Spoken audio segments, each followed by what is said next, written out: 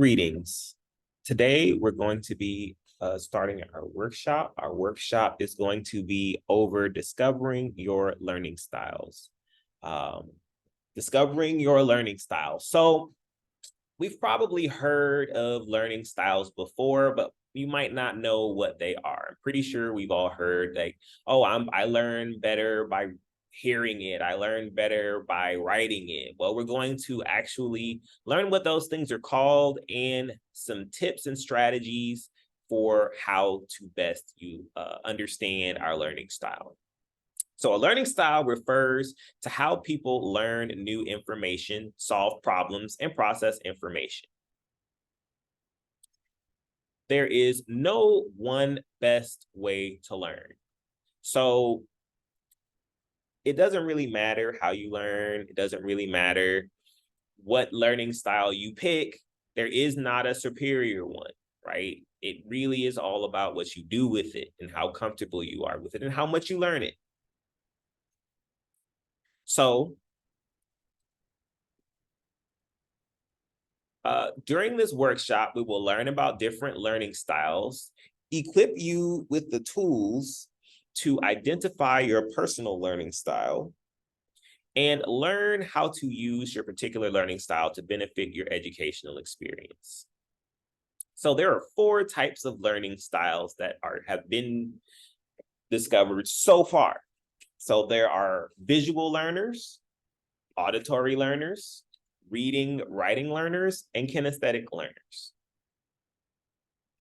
So let's start with visual learners. A visual learner learns best from visual images and not necessarily ones that include writing.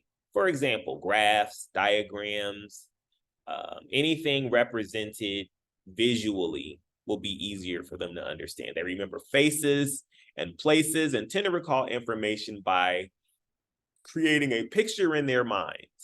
If you want them to come to your house, the best way to invite them is by drawing a map. In college, a visual learner is going to find it pretty easy to read a pie chart or in a business class, or see the difference between 2 different artists' painting styles. Some tips for visual learning are doodle diagrams of your written information in the margins, create a flow chart. For the progression of your notes, make flashcards. Highlight key information in your text or notes. I used to do that. Create a chart or a series of boxes to remind you how to complete math equations. Use a computer to convert data and notes into charts, tables, and graphs. You could use vocabulary mnemonics, the hangman's game, or a timeline. All these tools can be useful to a visual learner. Definitely recommend highlighting and flashcards.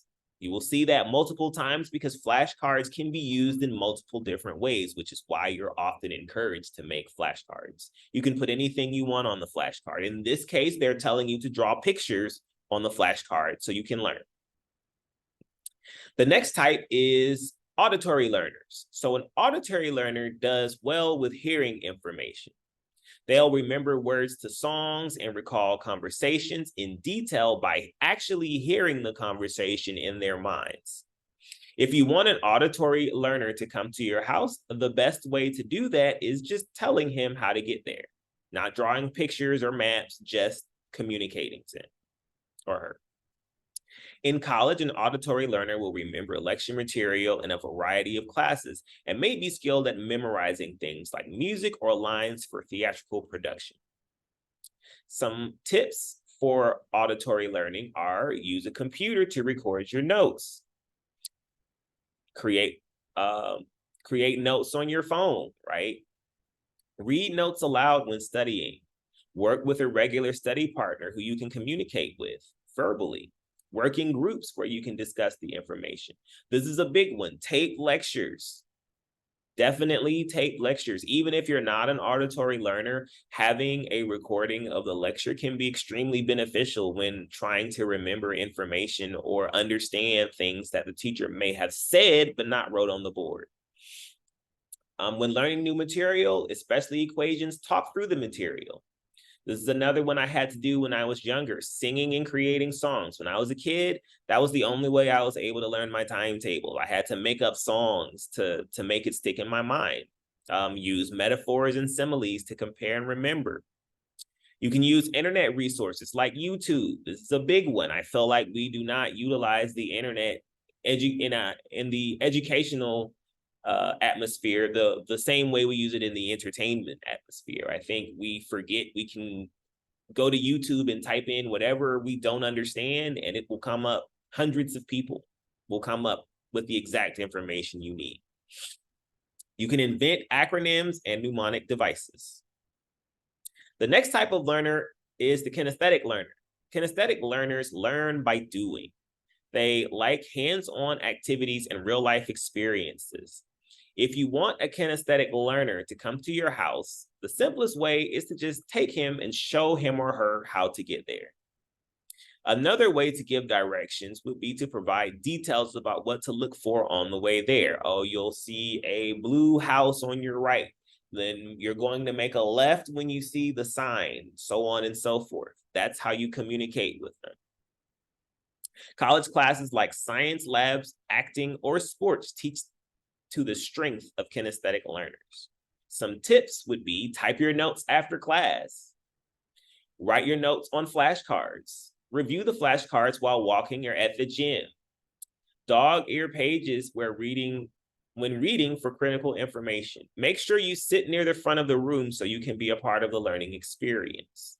Walk back and forth or do some activity while you're studying your notes. Read notes out loud. Create models for the information. Use the internet to research your subject material. When possible, visit locations for the material. Learn sequences or equations by using one note card for each step. Highlight materials when reviewing and studying. Use dry erase boards, create taboo games. But the most important thing to do for a kinesthetic learner is to correlate physical movement with ideas and terms. The last type of learner we will discuss is reading and writing learners. So reading and writing learners are at home with written material. They comprehend and remember what they read and often enjoy writing. If you want a reading learner to come to your house, just write the directions, write them out in words. College classes have traditionally been geared to the reading, writing, learning style. These learners can take notes in most classes and will benefit from reading them as a method for study.